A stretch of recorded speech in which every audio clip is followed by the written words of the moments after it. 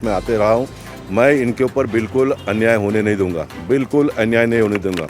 न्यायालय का सम्मान करते हुए 1997 के जजमेंट में इनको शिफ्ट करने के लिए कहा जाता है। अब शिफ्ट तो 2-3 साल में हो जाता है। अब जब आप शिफ्ट ही करना है, लोकशाही आएगी। डरना चाहिए, जहाँ पर डरना चाहिए वहाँ डरना ही चाहिए, लेकिन डरने के वजह से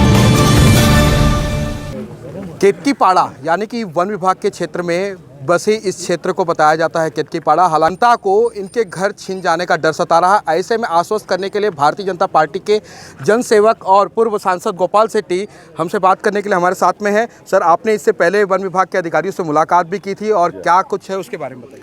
देखिए, कुल केतकीपाड़ा का विषय के ऊपर अगर मैं ध्यान आकर्षित करूं तो मैं यहाँ पर 1992 में नगर सेवक होने के पहले राम नाईक जी जब यहाँ पर काम करते थे तब यहाँ पर आता हूँ। 1995-90 के दशक में जब सुप्रीम कोर्ट में पॉल्यूशन के मैटर को लेकर आरटीआई एक्टिविस्ट लोग कोर्ट में गए, 1997 में सुप्रीम कोर्ट का ये जजमेंट आ गया और नेशनल पार्क में जो उन दिनों में बड़े स्वरूप के जो पॉल्यूशन क्रिएट करने वाले व्यवसाय थे वो बंद कर दिए गए थे उन दिनों में ही, और बाकी सारे लोगों को पर्याय जगह देकर इनको शिफ्ट करने का निर्णय सुप्रीम कोर्ट ने महाराष्ट्र सरकार के माध्यम से लिया। बहुत सारे लोगों ने 7,000 रुपये भी भर दिए। अब ये 1997 से 2024 तक 27 साल के समय में सरकारें बहुत आई बहुत गई। आज वर्तमान में हमारी सरकार है केंद्र में भी और महाराष्ट्र में। मैं बहुत जवाबदारी के साथ में कहना चाहता हूँ, नेशनल पार्क का ये केतकीपाड़ा का जो परिसर है ये पहला प्राइवेट लैंड था, स्लम डिक्लेयर हुआ है। गवर्नमेंट ने इसको एक्वायर मेरे ख्याल से 1975 में 1975 में किया, लेकिन उसके पहले से यहाँ पर लोग रहते हैं। केंद्र सरकार का, राज्य सरकार का कायदा ये कहता है कि जब आप कोई भू संपादन करते हैं तो उस ज़मीन में बसे हुए सारे लोगों को हक का पक्का घर देकर, न्याय देकर उनको शिफ्ट करना ये कानून में है। सुप्रीम कोर्ट ने भी इस प्रकार का निर्णय दिया है। महाराष्ट्र सरकार ने घर बनाने का ऑर्डर भी चांदीवली में 5,000 घर का ऑर्डर दे दिया। डीबी रियलिटी नाम की वो कंपनी है, उन्होंने काम शुरू भी किया, लेकिन हाइट रिस्ट्रिक्शन का प्रॉब्लम आने की वजह से कोर्ट में केस पेंडिंग है। अब 4 दिन के पहले ये कोर्ट का निर्णय आ गया है नेवी के बारे में, वो इससे कनेक्टेड नहीं है लेकिन विषय सेम है। तो वो काम अगर होता है तो 5,000 लोगों को हम शिफ्ट तुरंत कर सकते हैं। अब दूसरा मुद्दा यहाँ पर ये अभी जो नया निर्माण हुआ है, फिर एक बार आरटीआई एक्टिविस्ट लोग कोर्ट में गए और कोर्ट को दिशाभूल करने का काम करते हैं। हमारे सरकारी अधिकारी भी जो जानकारी है वो देते नहीं है। मैं मानता हूँ कि कोर्ट का हमने पूरी तरह से सम्मान करना चाहिए। पूरा न्यायालय देवालय कहा जाता है, इसलिए भगवान का हम जितना सम्मान करते हैं उतना हमने न्यायालय का सम्मान करना चाहिए। लेकिन कभी कभी हमारे ऊपर संकट आता है तो भगवान के साथ में भी हम लड़ते हैं ना। दीवार में देखा होगा आपने, अमिताभ बच्चन ने भगवान के साथ में भी लड़ा। तो अगर हमारे पर अन्याय होता है तो जैसा माँ बाप के साथ में लड़ते हैं वैसे न्यायालय को भी हमारी सारी बातें लाकर देना चाहिए। लेकिन ये पगार खाने वाले अधिकारी चुप वहाँ पर रहते हैं। वकील भी जितना अपना दिमाग का उपयोग करना चाहिए वो करते नहीं है, और ये गरीबों के ऊपर इस प्रकार का अड़चन संकट आता है। लेकिन एक जनप्रतिनिधि के नाते, माजी जनप्रतिनिधि के नाते, मैं 1992 से पहले से केतकीपाड़ा में रामनाथ जी के साथ में आते रहा हूँ। मैं इनके ऊपर बिल्कुल अन्याय होने नहीं दूंगा, बिल्कुल अन्याय नहीं होने दूंगा। न्यायालय का सम्मान करते हुए ऑन द कॉन्ट्ररी मेरी आवाज़ को अगर मुंबई शहर के कोई बुद्धिमान वकील जिनके हृदय में थोड़ा भी देश के लोगों के बारे में हमदर्दी होंगी तो एक केस हमने नया करना चाहिए। 27 साल आपने गरीबों के जीवन के साथ में खिलवाड़ किया है। मैं बहुत जवाबदारी के साथ में कहता हूँ, 27 साल के पहले जो बच्ची पैदा हुई होगी, बच्ची पैदा हुई होगी, वो आज बड़ा होकर उनके बच्चे हो गए। उनको ये झोपड़पट्टी में अपना जीवन बिताना पड़ता है। इनको अगर एक 300 फुट का अच्छा घर मिला होता तो पढ़ लिख कर अपना जीवन को एक नया रूप दे सकते थे। लड़की को अच्छा लड़का और अच्छे लड़के को अच्छी लड़की शादी करने के लिए मिल सकती थी।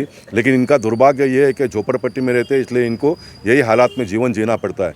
मैं चाहूँगा कि आने वाले दिनों में कोई न्यायालय में जाकर ये कंपेंसेशन मांगना चाहिए इन्होंने कि हमारे जीवन के 27 सुनहरे साल आप लोगों ने बिगाड़ा है करके, तब देश में लोकशाही आएगी।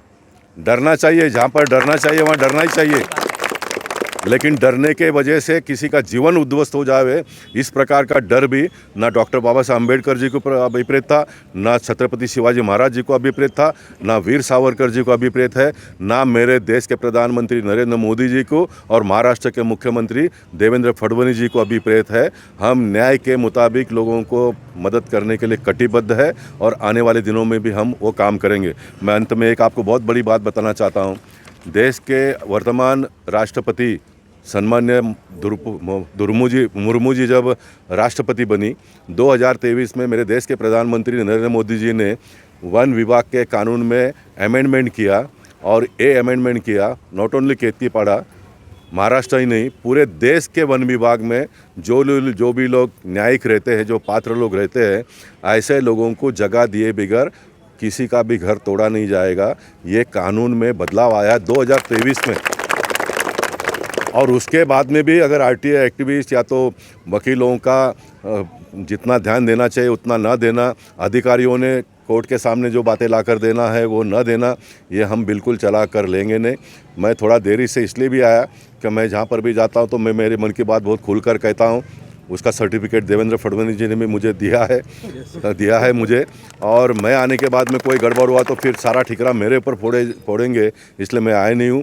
प्रकाश सुर्वे जी हमारे वन मंत्री गणेश नायक जी को जाकर मिले हैं, मैं भी जाकर मिलूँगा क्योंकि मेरे पास बहुत सारे पेपर है, कायदा कानून का ज्ञान थोड़ा मुझे ज़्यादा है क्योंकि मैं बहुत लंबे समय से इस सिस्टम में काम कर रहा हूँ। मैं आपके सामने इस बात का यहाँ पर आश्वासन देता हूँ, न्यायालय का पूरा सम्मान करते हुए। न्यायालय किसके लिए है? गरीबों के लिए है, न्यायिक लोगों को न्याय देने के लिए है, इसलिए न्यायालय के सामने हम सारी बातों को लाकर देंगे। और केतकीपाड़ा के लोगों ने भी मैं कहूँगा कि आप सम्मान सबका करो, लेकिन आप जीवन आपका उद्ध्वस्त हो जाएगा, इतना डरने का भी आपने कोई काम नहीं है। मैं हैरान हो जाता हूँ जब मुझे सुना कि दुकानों के सामने लोगों ने दीवार डाल दी। अरे क्यों इतना दीवार वगैरह डालते हो? क्यों दीवार डालते हो? इतना आप डरेंगे तो कैसे चलेगा? इतना डरने की क्या आवश्यकता क्या है? ब्रिटिश काल में भी इतना कोई डरे नहीं, तब तो देश को आज़ादी मिली। और आप लोग अपने हक के लिए अगर इतना डरोगे तो फिर मज़ा नहीं आएगा। आप लड़ोगे तो आपसे ज़्यादा लड़ाई लड़ने के लिए गोपाल शेट्टी रास्ते पर उतरेगा, इतना मैं कहना चाहता हूँ। सर, एक तरफ जहां सुप्रीम कोर्ट कहता है कि जहां पर भी वन विभाग के लोग हैं उन्हें कहीं भी किसी भी मूलभूत सुविधाओं से वंचित नहीं रखा जा सकता और उन्हें मतदान करने का भी अधिकार दिया जाता है, लेकिन वही एक दूसरा गाइडलाइन कहता है कि वन विभाग में मूलभूत जो सुविधा हैं उनको प्रशासनिक अधिकारी उसी का हवाला दे करके इन्हें वंचित भी रखते हैं। ऐसे में कहीं ना कहीं कानून में बदलाव लाने की जरूरत है। बहुत अच्छा और सही मुद्दा आपने उठाया। ये हमारे लोगों की भी कमजोरी है। मैं खुद देखे कहीं हमारी कमजोरी तो उसको भी आपको उजागर करना पड़ेगा। बाकी सारा गलती बाकी के सारे लोग ही करते हैं और हम एकदम परफेक्ट है, ऐसा मैं तो कभी बिल्कुल मानता नहीं हूँ। ये न्याय दिलाने में हम लोग भी कमज़ोर पड़े। कमज़ोर क्यों पड़े कि 1997 के जजमेंट में इनको शिफ्ट करने के लिए कहा है। अब शिफ्ट तो 2-3 साल में हो जाता है। अब जब आप शिफ्ट ही करना है तो फिर नल का पानी का कनेक्शन डालना, लाइट का कनेक्शन डालना वो उतना संभव भी नहीं है। और लोगों को भी लगता है चलो अभी 3 साल में शिफ्ट होता है तो इतना साल निकाला है, चलो निकाल लो। लेकिन 2-3 साल के जगह पे 27 साल आ जाओगे। आप 27 साल लोगों को शिफ्ट नहीं करते हो और 27 साल आप लोगों को पानी और लाइट के बिना वंचित रखते हो। 27 साल यहाँ पर जो झोपड़ी दादा है, जो स्लम लॉर्ड है, वो पानी महंगे दर से बेचते हैं, वो लाइट महंगे दर से बेचते हैं। लाइट तो सबको मिला है ना, बेचते हैं। तो ये सिस्टम इस प्रकार से चलता है, इसलिए इस सिस्टम का एक भाग मैं भी हूँ, इसलिए मैं भी इस बारे में दिलगिरी व्यक्त करता हूँ। ये हमारी भी कमजोरी है, ये हमारी भी कमजोरी है। लेकिन इस बात को आज मैं बहुत खुलकर इसलिए भी कहता हूँ कि अभी पानी सर के ऊपर से जा रहा है, पानी अभी सर के ऊपर से जा रहा है। ये था गोपाल शेट्टी का दर्द जो आम जनता के लिए कहीं ना कहीं आज भी धड़कता है और लोगों के बीच में आज भी गोपाल शेट्टी उसी तरीके से बेबाक तरीके से लड़ रहे हैं जब पहले सांसद हुआ करते थे, चाहे नगर सेवक हुआ करते थे। अब यहाँ की जनता को न्याय दिलाने का पूरा जिम्मा कहीं ना कहीं गोपाल शेट्टी ने अपने कंधों पे ले लिया है। लेकिन देखना ये होगा वन विभाग इस मुद्दे को किस तरीके से लेता है और शासन प्रशासन इस एंगल पे क्या कार्रवाई करती है।